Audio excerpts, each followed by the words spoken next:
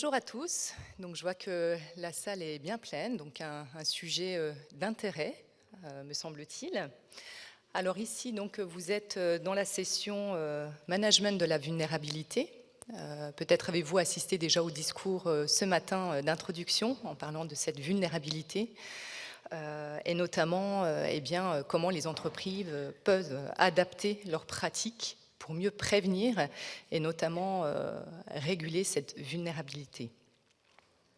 Alors, avant de nous présenter, je voulais simplement reposer le contexte dans lequel nous sommes, le monde dans lequel nous sommes, puisque nous sommes dans un monde VUCA.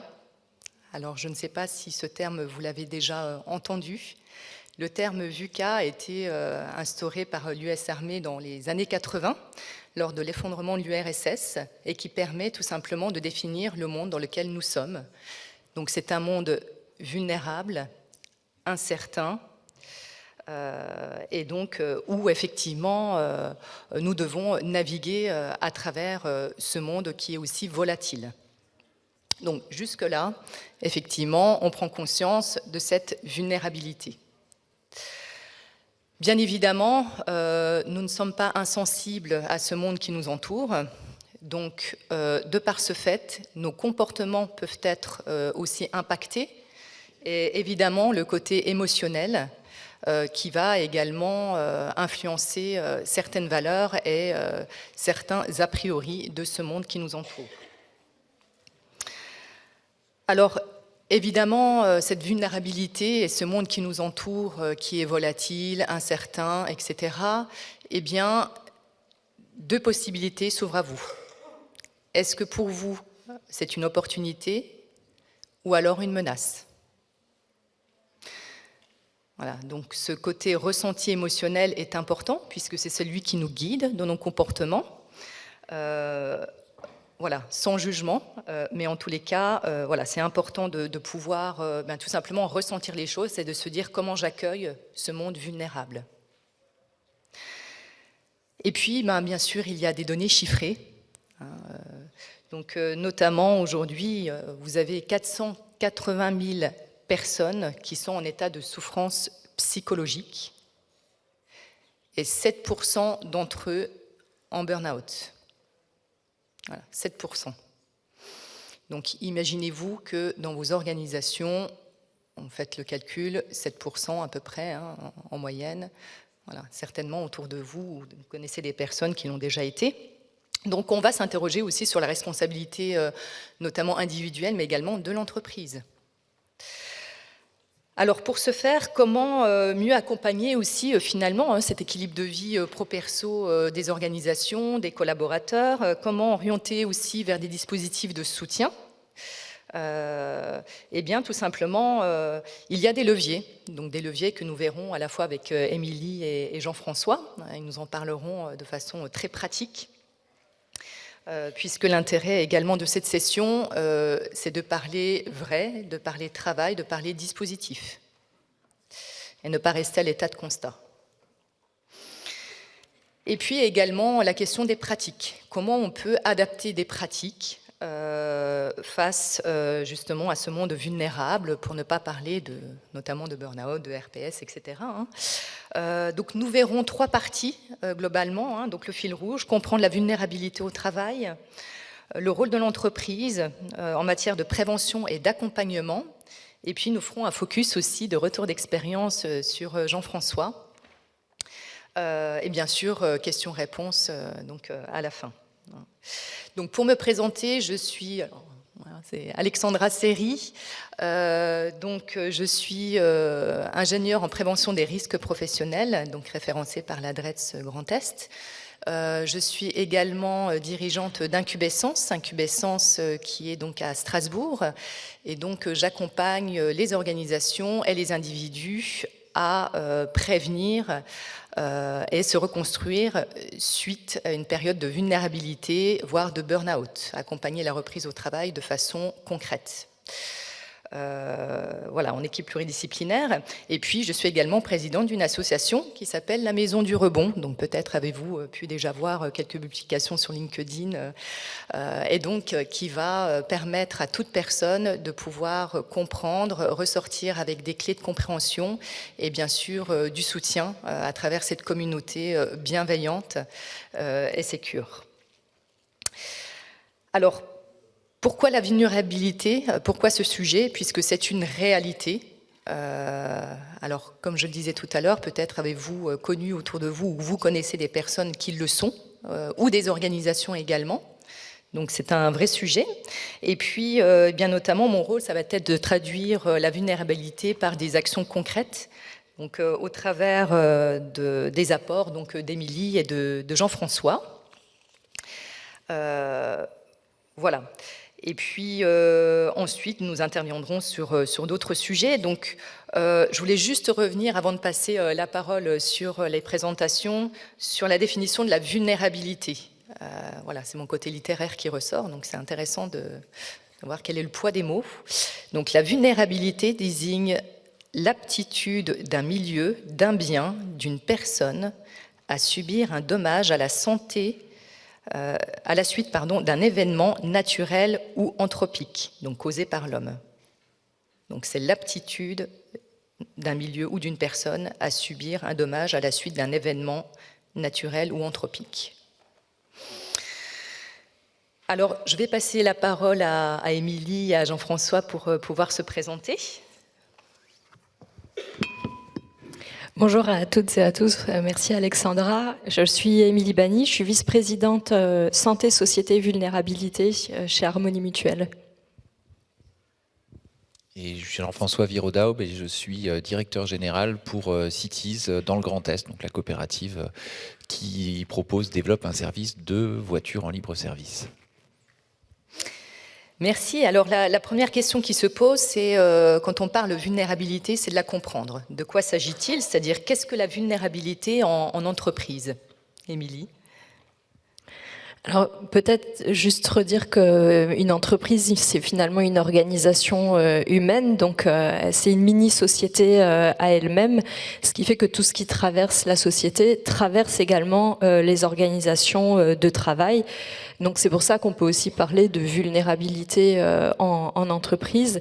Ce qu'on peut dire aussi, et pourquoi le rôle de l'entreprise est important, c'est qu'on passe un tiers du temps au travail en tant qu'actif, donc c'est quand même relativement massif le temps qu'on y passe.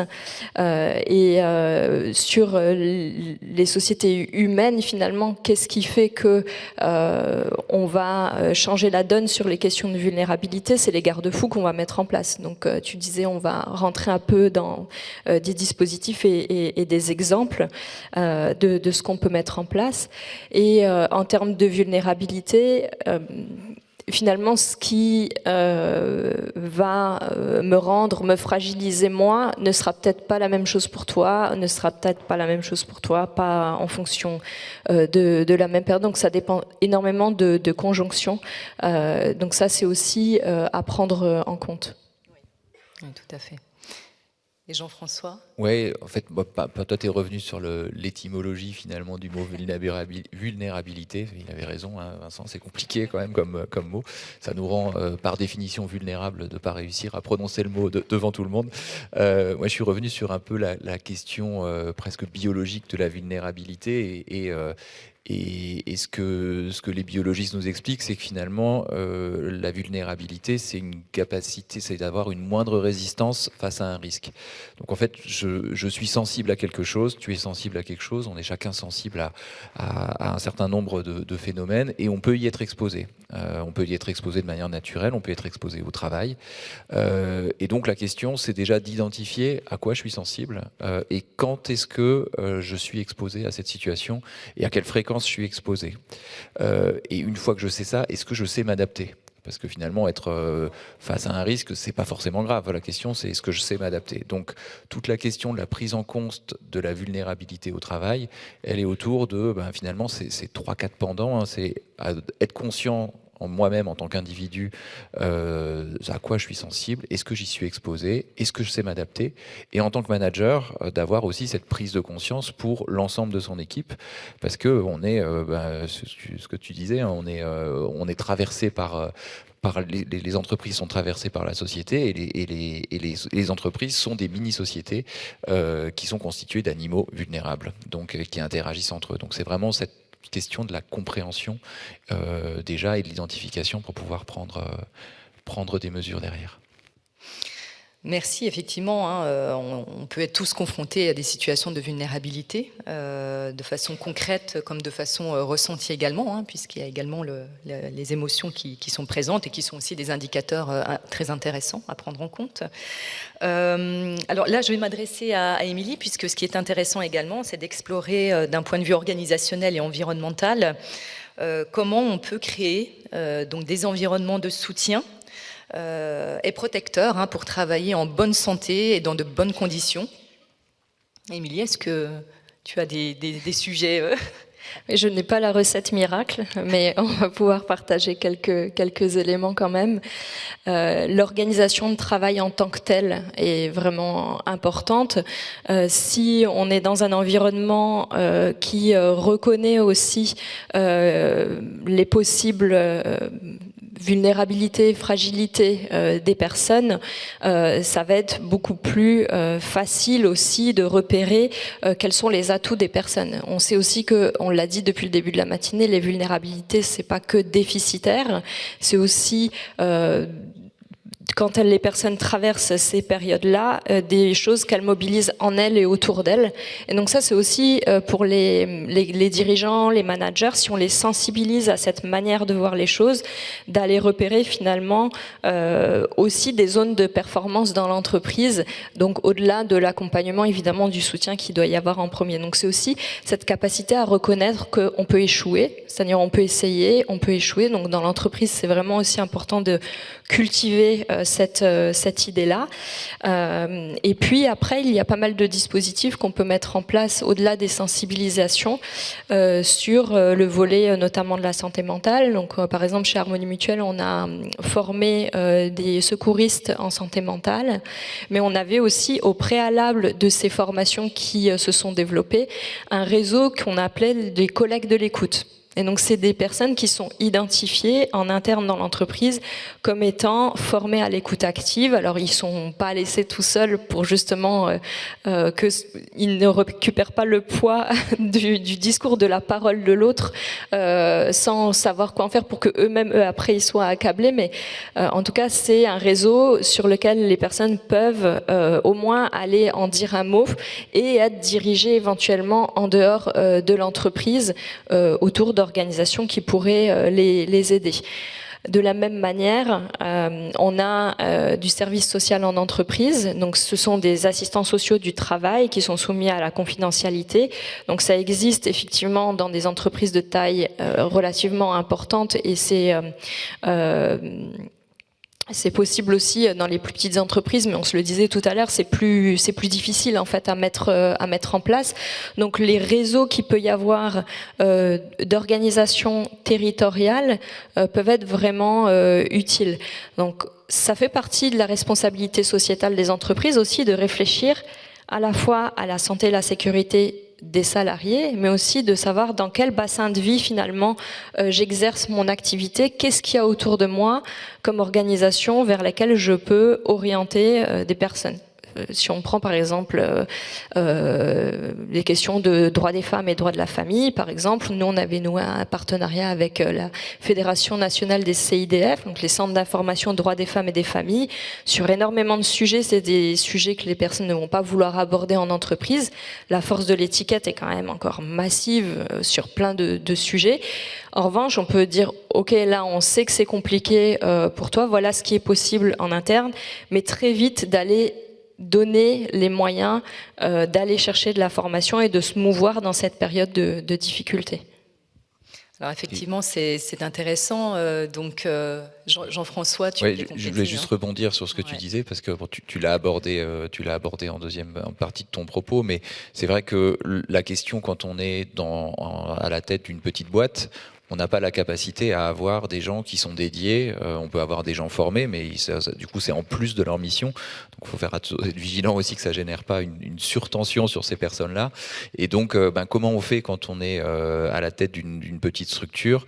La question c'est, comme vous avez un expert comptable, si vous avez à un moment une question financière, vous avez un responsable, un prestataire en risque cyber, de la même manière, l'objectif c'est d'avoir sur l'étagère un certain nombre de partenaires, de prestataires externes que vous pouvez solliciter.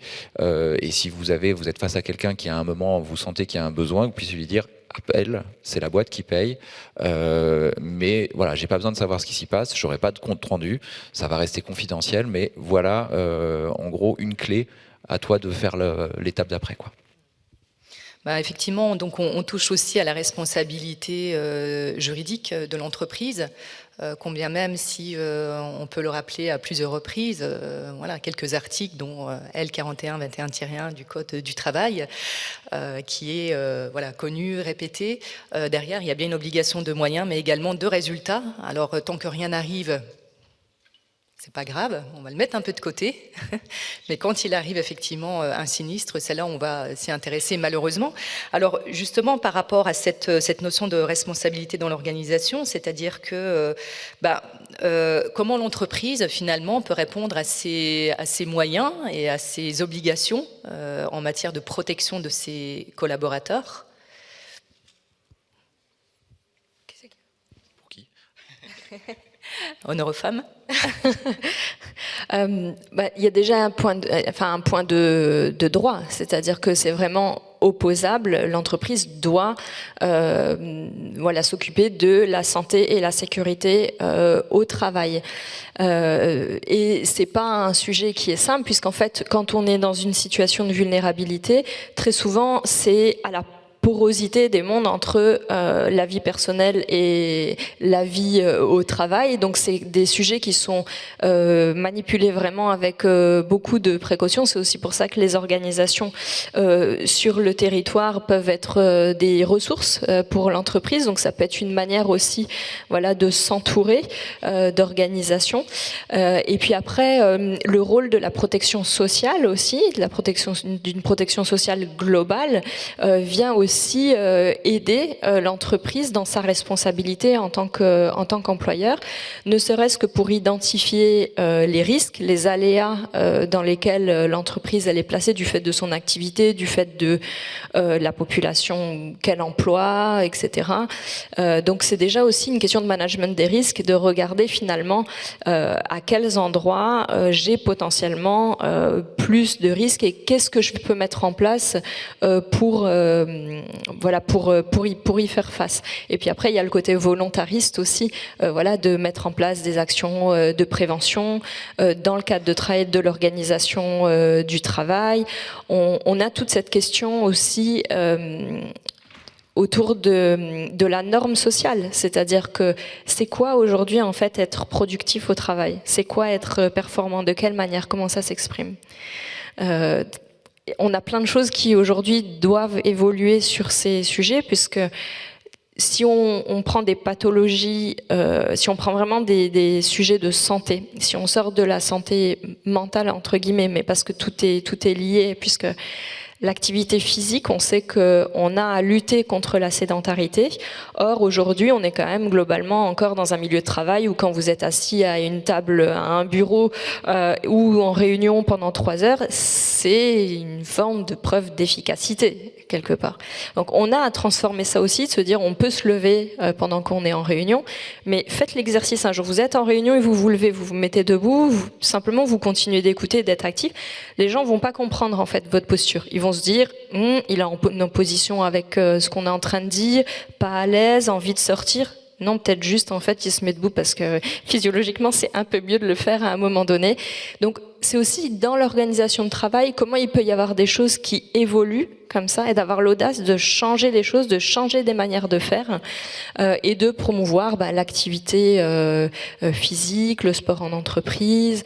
Il y a énormément de choses aujourd'hui qui peuvent contribuer à ça. Jean-François, il me semble que tu as aussi des choses à nous raconter sur le sujet. Ouais, alors moi du coup, pareil, j'ai le prix d'une petite organisation. On est 25 dans l'équipe, donc c'est sûr que moi ça me fait rêver quand je t'entends parler. Je me dis, tout ce qu'on peut faire, c'est génial. Mais du coup, en tout cas, comment est-ce qu'on peut faire? Je vais vous partager en tout cas comment nous on a fait avec l'équipe. Pour moi, il y a déjà un premier élément qui est accepter que aujourd'hui, dans les compétences de dirigeants et de managers, c'est la conscience et la sensibilité. D'être conscient que ces risques, que ces pathologies, que ces tensions existent. Ça, c'est le premier sujet. Et savoir reconnaître que y être sensible, c'est pas un moment faire entre guillemets, en disant, attends, t'es dirigeant d'entreprise, t'es pas en train de faire du social. Ok, mais ce que je veux, c'est que mon équipe, elle soit bien, parce que si elle est bien, elle va bosser, elle va se mettre au service du projet, et donc on va être performant à la fin de l'année. Donc il faut avoir cette question de la sensibilité et de l'écoute. Et ça passe pas juste à un moment par, on le décrète, c'est mettre en place une culture d'entreprise autour de ça, de mettre en place une culture managériale et d'expliquer aux managers, dire en fait votre responsabilité, elle est que votre équipe soit bien. Donc si vous détectez quelque chose qui ne va pas, vous n'êtes pas des magiciens, des magiciennes, vous n'êtes pas là à devoir le résoudre. Par contre, vous devez être en capacité de mettre en place un environnement de travail qui va permettre que vous l'identifiez, donc que vous ayez du temps d'écoute collective et individuelle, que vous puissiez prendre cette initiative de prendre à part la personne, de dire est-ce que ça va, qu'est-ce qui va pas, est-ce que c'est pro, est-ce que c'est perso, est-ce qu'on peut t'aider, est-ce qu'on peut t'aider en interne, ou est-ce qu'on a besoin de passer le relais à quelqu'un qui est spécialiste du sujet, quoi. À nouveau, pour moi, c'est vraiment cette question de, je reviens un peu, c'est pour ça que j'aimais bien la définition de la vulnérabilité selon les biologistes, c'est je comprends qu'il y a une sensibilité, et qu'est-ce que je fais pour permettre à la personne, non pas de résoudre le problème, parce que c'est pas forcément un problème, mais de s'y adapter, et d'accepter que, à un moment, je suis sensible à ce sujet-là, ça me fait monter j'ai le sang qui bout quand tu dis ça, ok, pourquoi, qu'est-ce que je fais pour que je puisse l'accepter, vivre avec, et se dire, ça fait partie de moi. Peut-être qu'à ce moment-là, en entreprise, c'est un point de vulnérabilité, mais peut-être, c'est ce que tu disais tout à l'heure aussi, c'est peut-être que c'est une force sur certaines autres missions, et donc il ne s'agit pas de gommer qui on est, il ne s'agit pas de disparaître sous une sorte de flou de le salarié modèle de l'entreprise qui serait une sorte de truc moyen, tiède et pas très intéressant, mais finalement dire ok, tu as cette sensibilité, elle peut t'amener à une situation de vulnérabilité, donc comment est-ce que je l'écoute, comment est-ce que je le prends en compte et comment est-ce que je t'aide à ce que ce soit pas un problème et que ce soit voilà, c'est la vie, quoi. Merci. Donc effectivement, quand on parle de vulnérabilité, alors on l'est tous, malheureusement, on ne peut pas anticiper certaines situations qui peuvent être aussi des événements de vie tout simplement. Mais le ressenti, c'est quelque chose de très intéressant. En tout cas, pour ma part, je l'interroge fortement, au-delà de simplement des choses objectives à analyser, notamment le travail réel. Quand on parle de qualité de vie et conditions de travail, on va s'intéresser au travail réel, c'est-à-dire de quoi j'ai besoin pour réaliser un travail de qualité. Et eh bien, il y a à la fois des choses objectives, mais il y a aussi du subjectif. C'est-à-dire comment je ressens la charge de travail, comment je ressens le stress. Et notre corps nous envoie des signaux, ce qu'on appelle des signaux faibles, et qui vont permettre justement de pouvoir identifier des besoins précis et donc des actions concrètes. Alors, à travers justement ces initiatives, cette notion de soutien que l'un et l'autre vous mettez en place, si on parle des transitions actuelles, que ce soit écologiques, sociologiques, quelles sont selon vous finalement les attentes, l'évolution des attentes par rapport à la fois à cette notion de vulnérabilité ? Je crois que sur les enjeux démographiques, c'est assez massif les attentes qu'il y a vis-à-vis du monde du travail. D'une part parce que sur les situations d'aidance, on sait que c'est une personne sur 4 et que ça va de plus en plus se développer avec le vieillissement des populations, et qu'on sait de plus en plus qu'il y a des jeunes qui sont aidants au sein même de leur famille, et on voit bien à quel point la dégradation de la santé mentale des jeunes est assez massive, doublée d'une attente dans le monde du travail de quelque chose de très différent en fait. Voilà, la question du sens au travail, la question du temps partagé aussi entre des activités professionnelles et éventuellement des situations d'engagement. Voilà, il y a quand même une reconfiguration aussi de ces attentes vis-à-vis du monde du travail. Donc les situations d'aidance, il y a déjà beaucoup de dispositifs qui existent, il faut aussi les faire connaître. Il y a quand même souvent beaucoup dans les entreprises aussi des dispositifs qui sont déjà présents, que ce soit de manière réglementaire ou volontariste.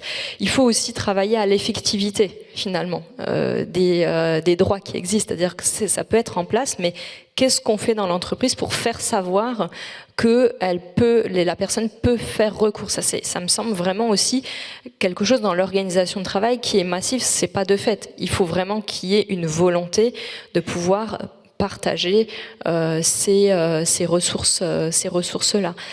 Sur les attentes, on peut aussi citer quand même la situation des femmes en entreprise.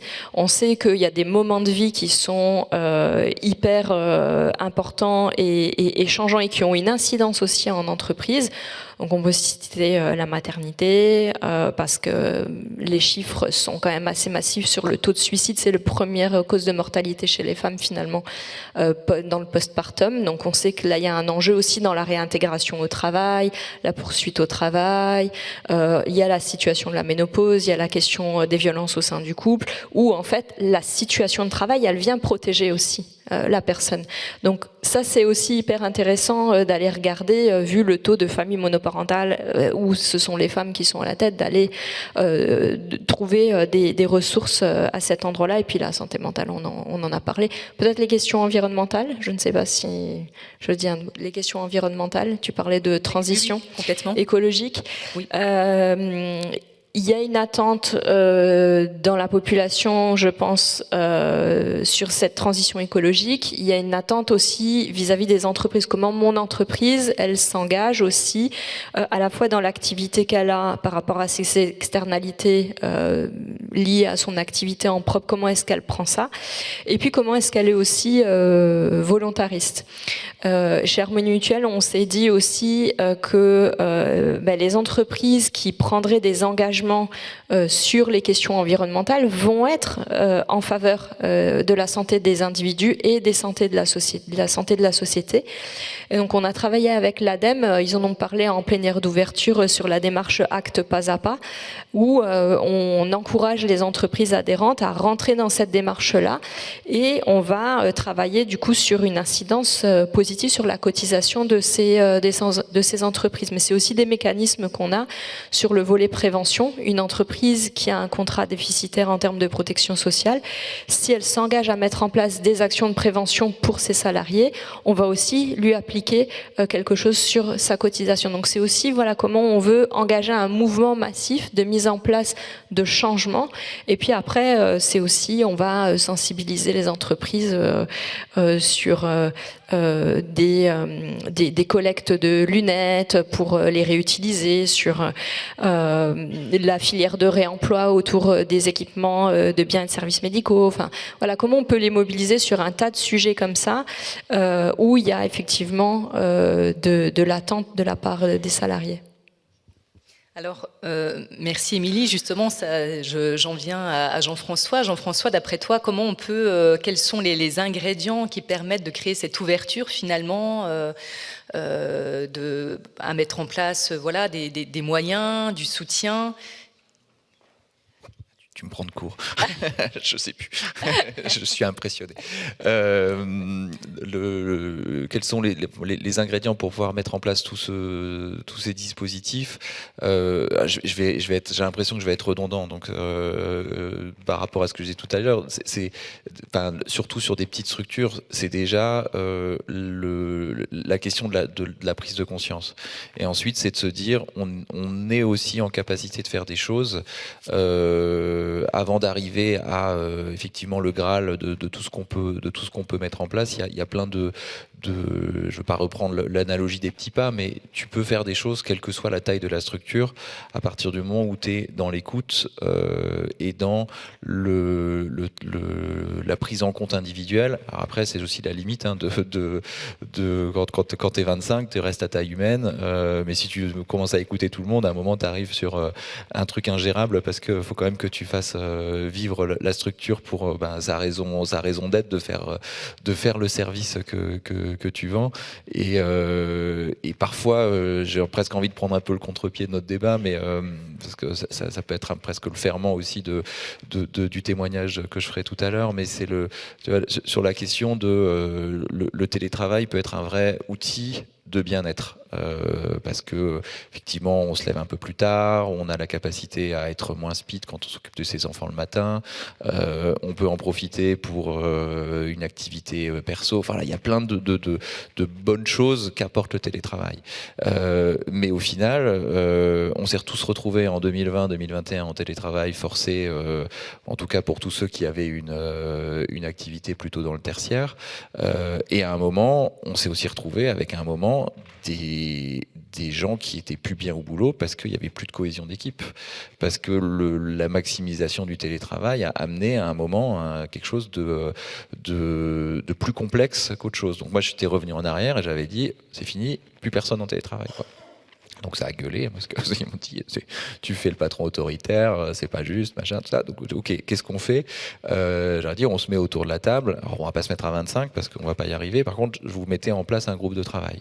Je 3-4 personnes représentatives des différents métiers, et chacun exprime à la fois quel est le besoin de télétravail et quelle est la limite dans son boulot.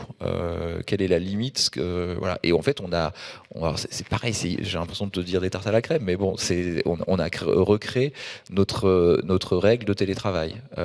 Et moi, j'étais juste en backup, j'étais pas dans le groupe de travail, et j'étais juste là pour valider que, à un moment, ce soit suffisamment protecteur pour l'entreprise, et qu'on autorise suffisamment de liberté supplémentaire pour les collaborateurs. Et ils ont défini une règle, c'est, je sais plus, c'est une journée et demie ou deux maximum, qui peut être pris par demi-journée. Il y a des journées sacralisées parce qu'on a des temps d'équipe, etc., etc. Et ça passe par la validation du manager direct pour que ce soit pas une usine à gaz. Et c'est le manager qui est, voilà, c'est d'une simplicité, mais c'est un moment où tu remets le curseur un tout petit peu au bon endroit en disant quel est l'équilibre entre l'intérêt individuel, l'intérêt collectif, et ça c'est pas aussi une pression, c'est pas la direction ou les managers qui doivent rajouter ce travail supplémentaire à leur travail pour le gérer, c'est un moment pour qu'on prenne en compte tous nos intérêts communs, c'est l'équipe en elle-même qui est le terreau, qui est la cheville ouvrière pour qu'on arrive à cette nouvelle méthode, quoi. Alors, comment a été accueilli justement ce mouvement finalement, qui a été initiateur au départ, puisque ensuite on parle de collectifs qui sont en mouvement, hein, d'abord le vouloir agir, après le pouvoir agir, mais finalement qui a été un peu moteur et combien de temps ça a pris aussi, hein, finalement, pour mettre en place tout ça? Sur la question du télétravail, par exemple, ça a dû prendre 2 mois, je dirais à peu près 2 mois. Et du coup, comme je disais tout à l'heure, c'est aussi se mettre en mouvement dans une culture d'entreprise autour de ça. C'est aujourd'hui de dire, là, l'équipe est en train de retravailler sur les règles de congé. parce qu'on est arrivé à un moment avec premier sollicité, premier servi, donc certains qui se retrouvent coincés parce qu'on a une nécessité d'avoir un minimum de personnes pour faire vivre le service, qui est du service 24 heures sur 24, donc on peut pas se dire à un moment on est fermé une semaine. Donc voilà, comment est-ce qu'on fait ça, comment est-ce que c'est juste pour tous, comment est-ce que ceux qui ont envie de partir un peu plus loin peuvent bénéficier de bons prix parce qu'ils s'y prennent tôt, et comment ceux qui ont une organisation de vie qui fait qu'ils savent pas à l'avance se retrouvent pas les dindons de la farce. Voilà, donc ils sont en train de, voilà, on n'a pas encore finalisé, donc la démarche, c'est chaque fois le groupe de travail se réunit, donne un certain nombre de propositions qui me font à moi. Moi, je challenge ce qu'ils font, je joue un peu au sadique, je cherche toutes les failles du système. Je leur dis et ça, et ça, et ça, et quand ça déborde, on dit là, par contre, on n'est pas dans le cadre légal, ou on n'est pas dans le cadre de ce qui est souhaitable pour la qualité du service, parce que si la boîte elle vit, c'est parce qu'il y a des clients, il faut quand même qu'on les considère aussi peut-être pas en numéro 1, parce que voilà, sans les clients on n'est rien. Et donc ils reviennent au boulot, on fait 2-3 itérations, et ensuite on a une phase en réunion d'équipe où finalement on fait le comment ça s'appelle, la validation par consentement, où ceux qui ont travaillé présentent le sujet. Premier tour de table, on peut demander des clarifications, donc uniquement des clarifications. Deuxième tour de table, s'il y en a qui ont des désaccords, ils ont le droit de les exprimer à condition de faire une proposition alternative. Et ceux qui sont porteurs du groupe de travail ont la liberté, sans avoir à le justifier, d'accepter ou non, parce qu'ils ont réfléchi plus que les autres. Donc aussi, il y a peut-être certaines choses qu'ils ont déjà réfléchi, et s'ils ne l'ont pas fait, c'est peut-être pour des bonnes raisons. Ils amendent ou pas le sujet. Ensuite, on fait un dernier tour de table en disant, est-ce qu'il y a quelqu'un qui peut pas vivre si on met en place ce fonctionnement-là, quoi.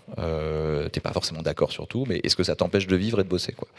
Et une fois que c'est fait, ça rentre dans le corpus des règles de vie de l'entreprise.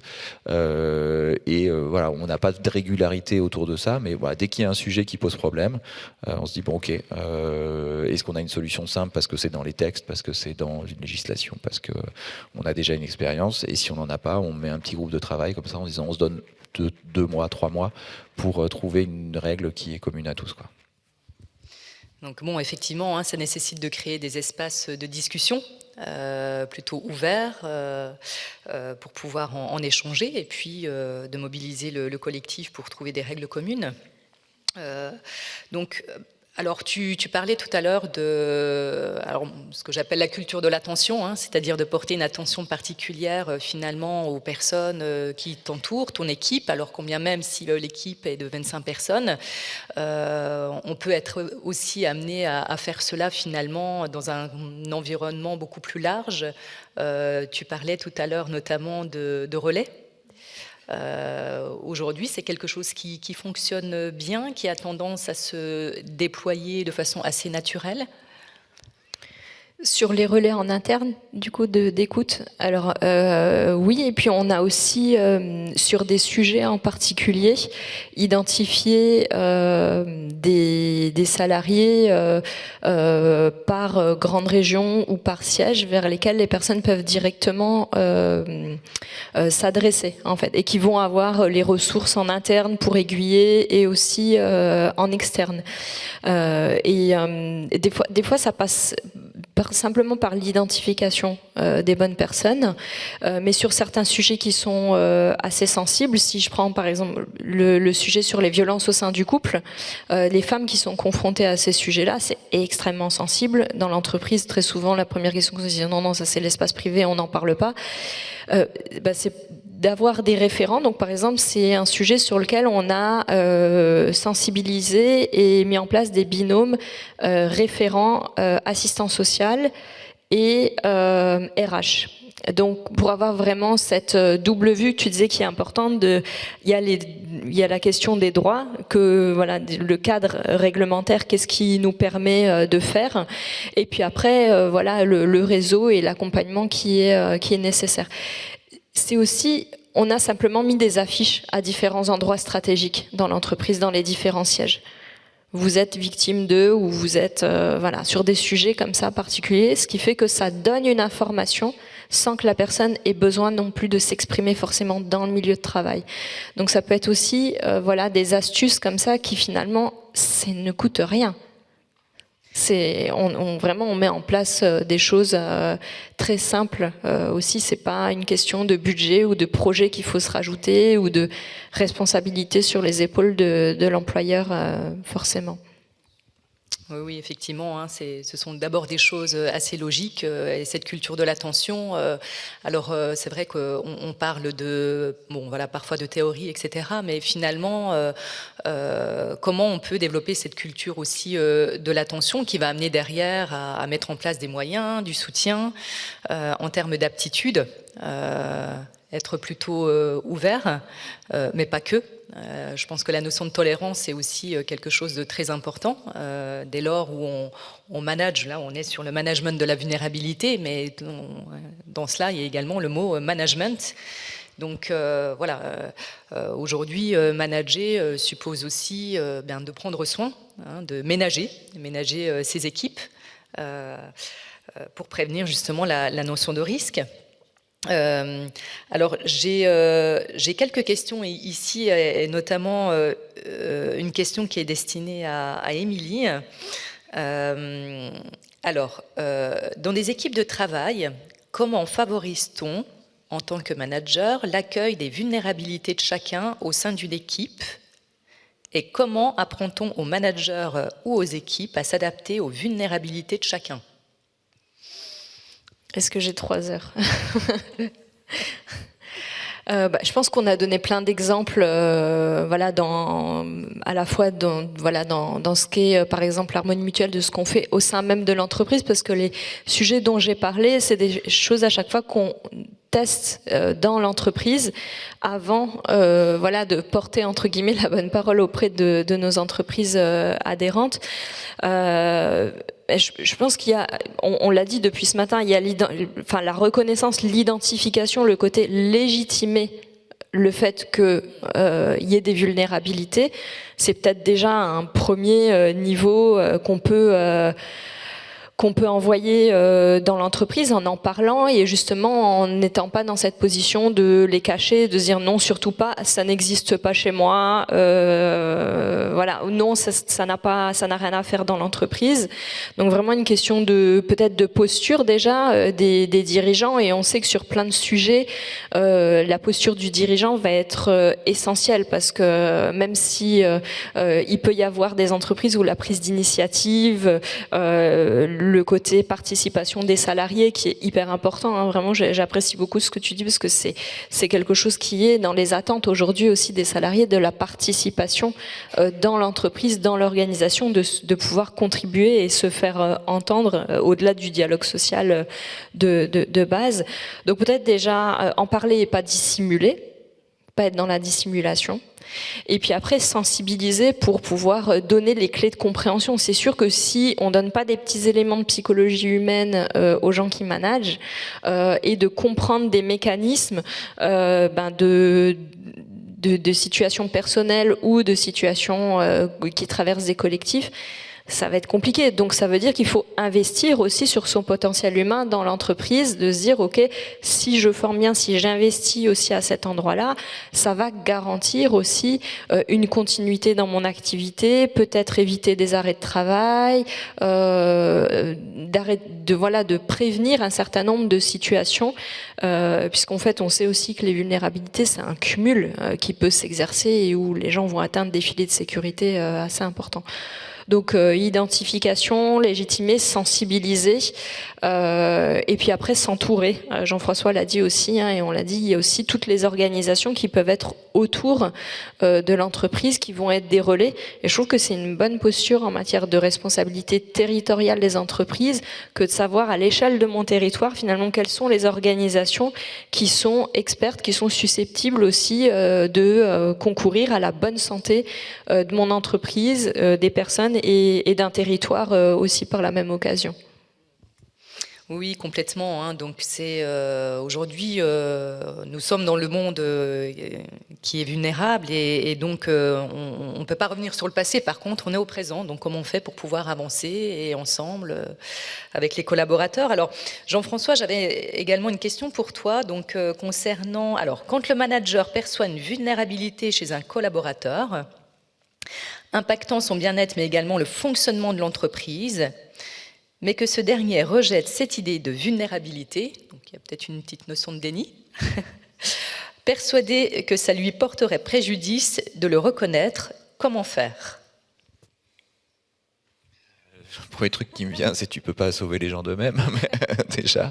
Je pense qu'il faut aussi l'accepter d'une certaine manière en tant que manager et de pas forcer la main, parce que si la personne n'est pas prête à l'écouter ou à l'entendre à ce moment-là, ben, il faut aussi ne pas, j'allais dire, taper sur la tête jusqu'à ce que la personne comprenne, parce que je pense que c'est complètement contre-productif. Déjà, il faut se poser la...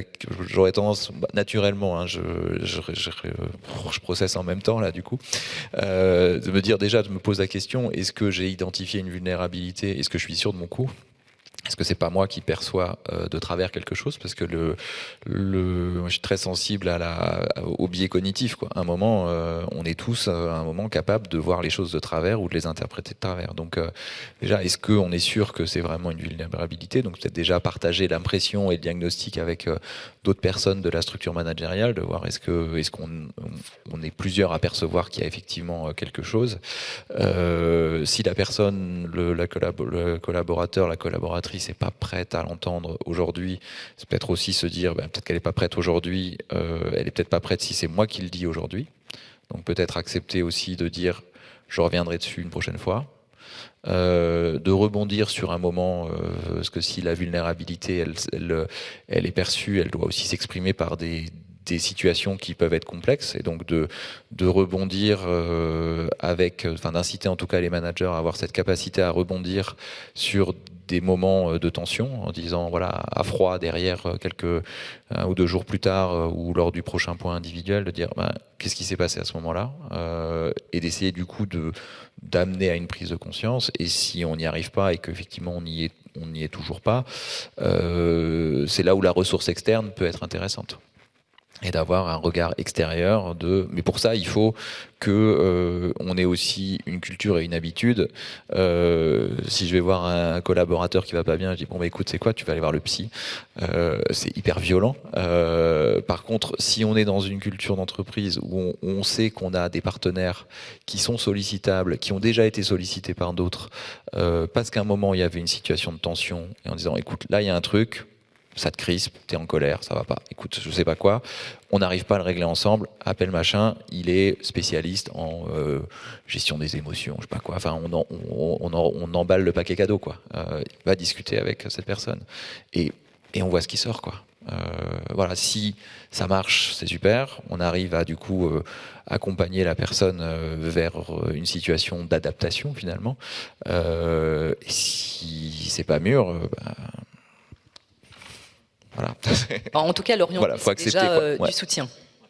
Faut apporter du soutien, et je pense qu'il faut accepter que sur ces questions humaines, on a un rythme différent. Alors après, je remets toujours le cadre de la boîte, quoi. C'est que il faut pas que ce soit préjudiciable pour l'activité et pour les autres collaborateurs. Pour moi, c'est un peu la ligne rouge. Et là, de dire, par contre, on force un peu le cadre en disant, ok, par contre là, toutes ces situations-là, elles sont pas acceptables parce que c'est pas acceptable pour les clients, c'est pas acceptable pour tes collègues. Donc, qu'est-ce qui se passe? Soit on résout le problème, soit on a un problème de relations hiérarchiques, quoi, à ce moment-là. Donc, je pense qu'il faut pas aussi c'est hyper important là dans notre dialogue d'être vraiment sur cette prise de conscience, mais je pense qu'il faut pas qu'on oublie aussi toujours cette ligne de crête, quoi. Il faut être à l'écoute, mais il faut pas oublier que nos clients et les autres collaborateurs peuvent aussi pâtir d'une situation de tension, et donc il faut donner ça comme ligne de conduite, mais je veux dire, à ce moment-là, c'est une règle du jeu qui est froide. C'est pas lié à un affect, c'est pas moi qui te dis tu as un problème là-dessus, tu dis juste dans le cadre de notre projet collectif, là-dessus, on n'est pas dedans, quoi. Quand tu te comportes comme ça, j'ai un problème parce que ça impacte. Et donc, qu'est-ce qu'on fait pour le résoudre, quoi. Alors j'ai cru comprendre, Jean-François, que tu avais plutôt bien accompagné tes équipes justement pour les mettre dans cette situation de sensibilité, de vouloir et de pouvoir agir. Et on peut peut-être faire la transition avec ton retour d'expérience, Jean-François, puisque ici nous allons nous intéresser à l'histoire de Jean-François, en sa qualité à la fois de dirigeant et de personne qui a aussi connu une situation de vulnérabilité. Alors, je vais vous parler de mes chaussures. Parce que je vois qu'en plus, elles sont pas propres, qu'il y a le jean qui a des teintes dessus, ça va pas du tout. Mais voilà, la question du cordonnier, pas toujours bien chaussé. Hein, donc, c'est un peu une histoire assez banale, mais bon, qui est la mienne et que je vais vous partager avec voilà, je vais essayer ça va forcément pas aller un peu dans l'émotion, donc je vais l'assumer volontiers, mais voilà, ça y est, déjà, je bégaye. Fais un petit signe de la main. Voilà, ouais, si c'est voilà. Donc effectivement, pour des éléments de contexte, hein, donc Cities ont fait de la voiture en libre service, c'est du H24. Donc il faut que vous puissiez accéder à une voiture n'importe quand. Alors c'est génial parce qu'avec les technologies informatisées, ça marche tout seul entre guillemets. Mais le boulot de mon équipe, c'est de travailler sur tout ce qui marche pas tout seul, quoi. Donc on a en permanence des questions à gérer, des problèmes à gérer. Et quand moi j'ai commencé à prendre les rênes de l'équipe, en tant que bon débutant, bon dirigeant débutant et bon manager débutant, je me suis dit mon boulot c'est d'être Superman, quoi. Donc il faut que je gère tout, il faut que je gère tous les sujets, jusqu'à ce qu'arrive le Covid, que je me rende compte que voilà, c'est quand même un peu le bordel, que je comprenne qu'il faille que je me forme, que je continue à me former régulièrement sur le sujet, et qu'on arrive à cette question de comment est-ce que je structure l'équipe avec des managers qui ont une responsabilité, une vulnérabilité, autonomisation la plus grande possible. Avec toutes ces techniques qu'on a commencé à mettre en place, et quand je parlais de culture tout à l'heure, pour moi c'est la question, le dirigeant ou le manager qui a fini une formation et qui se dit c'est bon, je suis formé, il faut qu'il démissionne tout de suite parce qu'il a rien, ou qu'il retourne en formation, parce qu'il a, voilà, le seul truc qui est sûr, c'est que c'est des sujets sur lesquels on n'a jamais fini de se former. Donc moi c'est essentiel que mon équipe de managers se forme chaque année, et si possible sur des formations collectives pour créer une culture commune, quoi. Donc on a travaillé là-dessus, en parallèle on a travaillé sur les questions de QVCT avec une sensibilité sur le sujet, une enquête trimestrielle pour voir un peu quels sont les points de tension. Un des points de tension principaux, c'était l'équilibre entre le temps et la quantité de travail à faire. Là, on est arrivé à un super truc. Vous connaissez sûrement l'adage, si tu veux planter ta boîte, change ton ERP. Donc, on a changé notre ERP. C'était une stratégie que réfléchit à l'échelle de tous les Cities de France.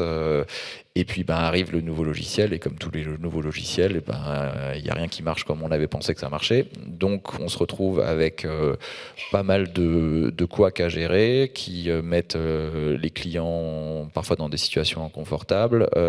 L'équipe qui nécessairement est dans une situation inconfortable parce qu'elle doit gérer, mais en même temps, si le logiciel elle déconne, moi j'ai pas une équipe de développeurs, ils savent pas débugger le truc, hein. Donc voilà, comment est-ce qu'on gère ce truc-là, et donc j'ai fait la plus belle connerie à faire, c'est que je me suis dit, l'équipe est en galère, comment est-ce que je les aide ? Je vais leur filer un coup de main. Donc j'ai commencé à leur filer un coup de main, donc c'est-à-dire à faire une partie de leur boulot quand ils n'arrivaient pas à le faire, donc c'est sympa. Sauf que pendant ce temps, je faisais plus mon boulot. Qu'en parallèle, il y avait des questions familiales aussi. Une petite fille qui avait à peu près 1 an, des questions, un accompagnement en fin de vie dans la cellule familiale. Vous rajoutez les trucs, on empile. Et puis avec de me dire à un moment, comment est-ce que je prends soin de mon équipe ? Comment est-ce que mon équipe faut qu'ils tiennent ? Ils sont en galère, machin. Donc je prends le truc sur moi. Et puis la première grosse bourrasque, je vais bosser le matin et je suis en larmes, j'enchaîne les rendez-vous, et entre chaque rendez-vous, je suis en déplacement à Reims avec un de mes collaborateurs, et entre chaque rendez-vous, je m'effondre, je pleure comme un gamin de 3 ans. Voilà, ça me remonte, ça y est, ça remonte. Et là, qu'est-ce que je fais? Je me dis, oh putain, comment est-ce que je fais pour aider l'équipe là, dans mon état, je peux pas les aider, quoi.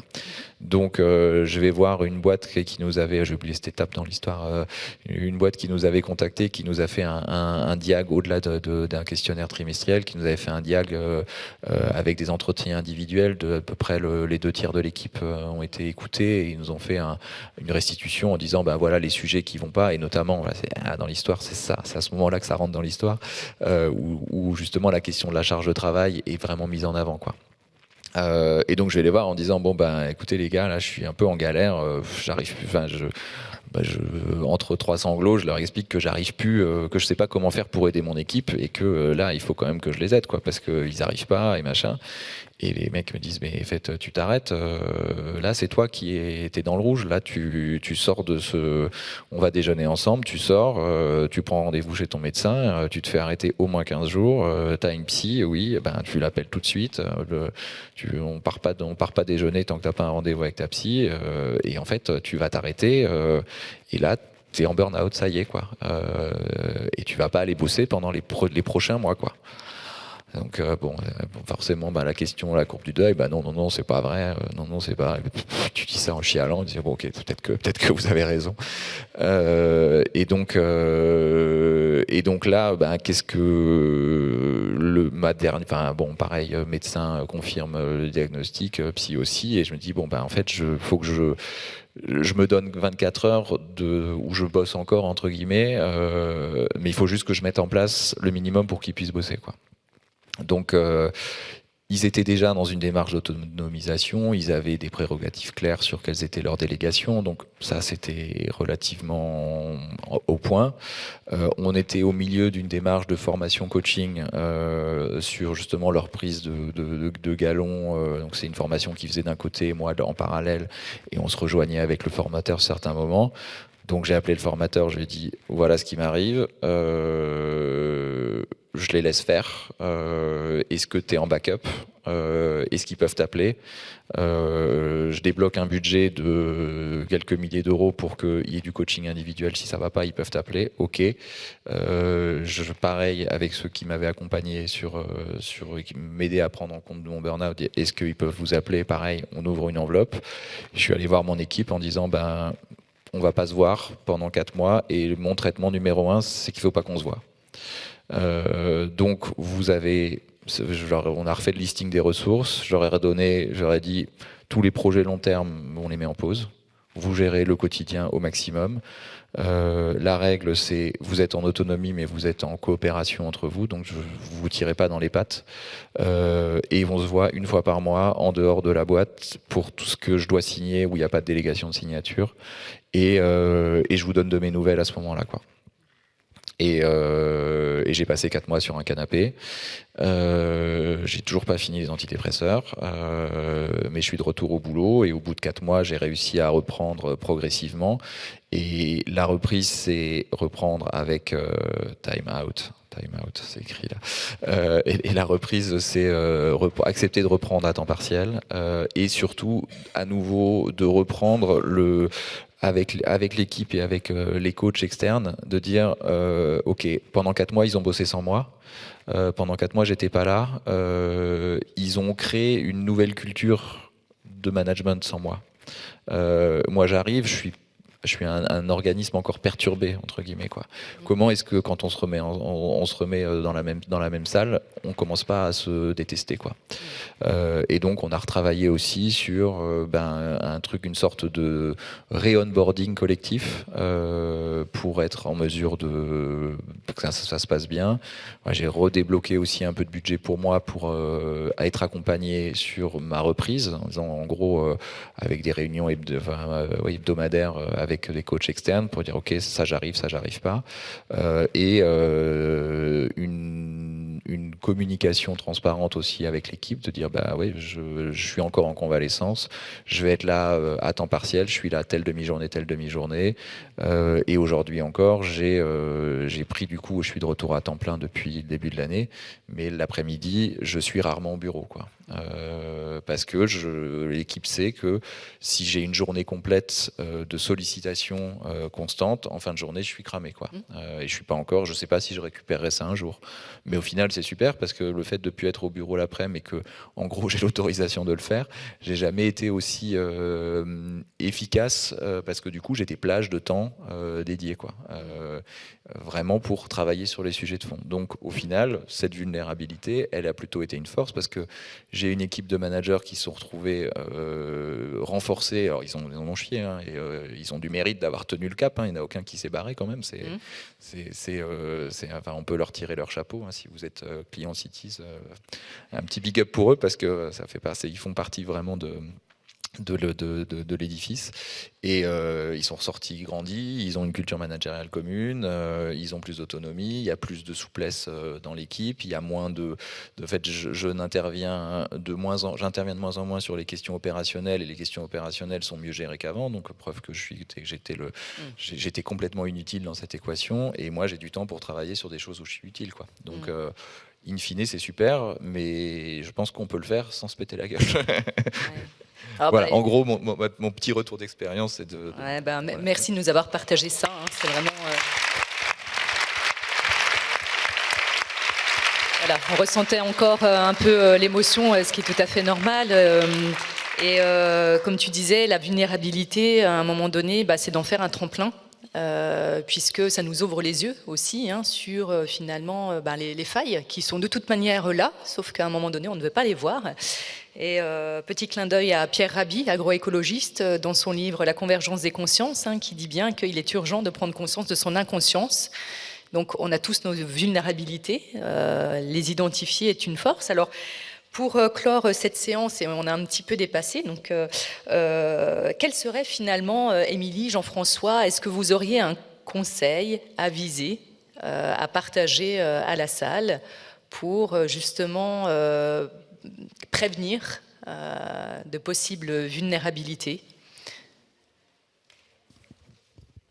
J'ai envie de dire qu'un mot après ce témoignage, c'est le courage. Le courage d'ouvrir les yeux, le courage en tant que dirigeant de pouvoir impulser des choses, une dynamique, une manière de voir les choses. Ouais. Moi, j'aurais deux points. Ce serait d'accepter de se mettre légèrement en sous-régime.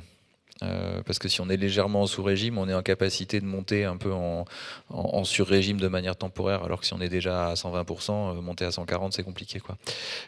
Donc accepter de se mettre un peu en sous-régime, ça va être un vrai conseil. Et puis le deuxième, je redis ce que j'ai dit déjà plusieurs fois, mais en fait, on n'est pas des Superman, et il y a des gens dont c'est le métier et qui font ça très bien. Et en fait, il faut s'entourer de personnes qui peuvent vous aider au quotidien, parce que on ne peut pas tout gérer, quoi. Donc ouais, entourez-vous, il y a des gens, y compris sur cette scène, dont c'est le métier, donc voilà, prenez soin de vous et des autres en acceptant que ce soit d'autres gens qui le fassent pas à votre place. Exactement. Merci à tous les deux pour ces témoignages, ces retours d'expérience, ces outils, ces moyens que vous avez mis en place. Merci à vous tous d'avoir participé, en espérant que cette prise de conscience puisse vous emmener dans le pouvoir agir également. Et bon appétit.